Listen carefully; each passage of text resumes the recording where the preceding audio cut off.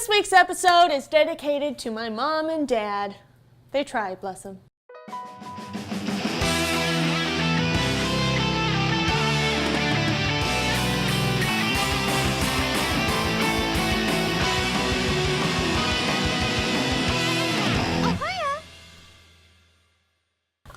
Everybody, welcome to the show where I, Jacqueline Davis, discuss anime, its subculture, and themes with you.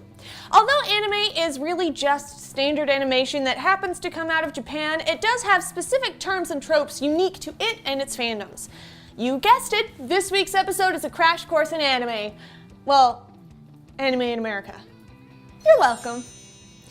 First things first, I want to make it abundantly clear that as a white British American woman who grew up in the middle of East Central Texas, I'm not going to understand every single thing about specifically Japanese culture.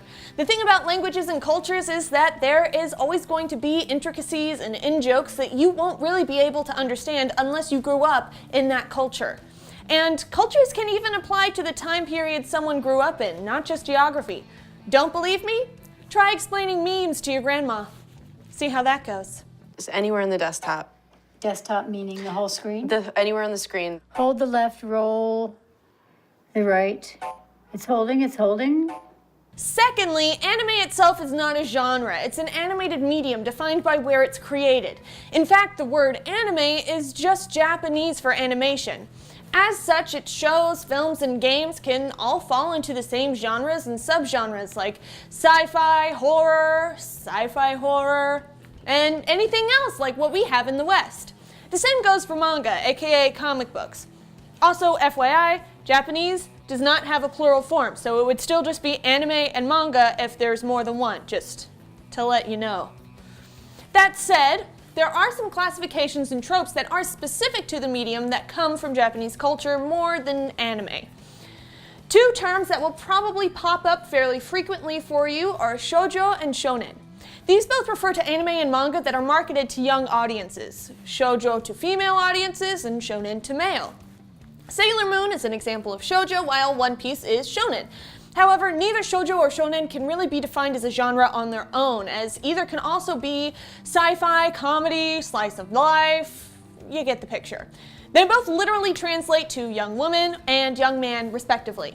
A sizable amount of popular anime seems to fall into this category. It's always either marketed to the very young or the very horny. Now, I'm going to talk about another important word, and that word is kawaii. It's a commonly known term used to mean cute and is not to be confused with the Japanese word kawaii, which means scary or horror. I won't go too far into it though, as there will be an episode on kawaii culture later on. A related term is chibi, which means small person, which is when the characters are drawn with shorter arms and legs and bigger heads to make them appear much more childlike and therefore innocent and cute. Chibi is usually used for comedic relief or in post-credit skits that the characters from the anime or manga in question will put on for the audience. Furthermore, now we have to talk about dere, because if you start to get too far into fandom, you are inevitably going to see these character tropes.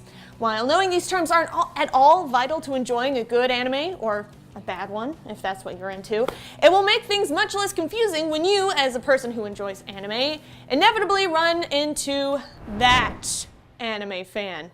You know the one.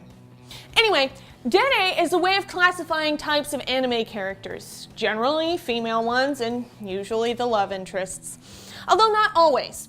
It seems like there is a new dere type every time I go on the internet, so I'm just going to talk about the top three.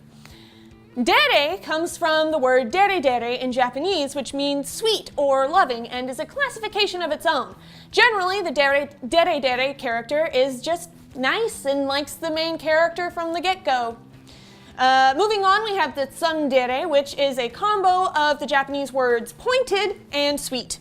This is the character that is always cold or rude to the main character, but occasionally actually shows their sweet side.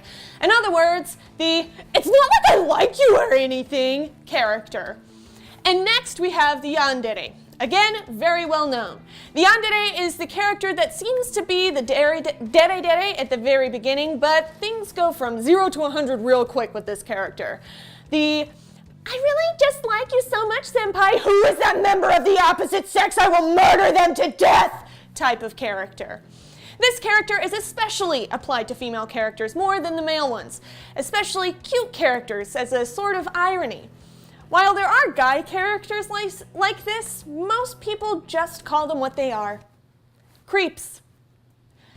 For the already anime fans out there, what terms do you think I should have included on the list? Let me know in the comments down below. For articles, reviews, and more, make sure you visit popnerdtv.com and subscribe to our YouTube channel to check out our Patreon so that we can continue to make things for you lovely people. We've also got a store with all kinds of snazzy posters and shirts and all of that stuff. We've even got pillows. Oh, bye!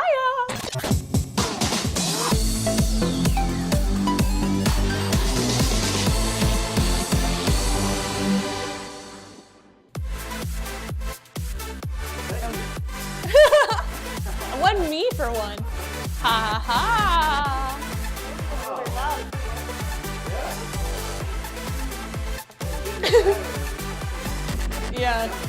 Yeah, just like meaning good times. No. Anyway.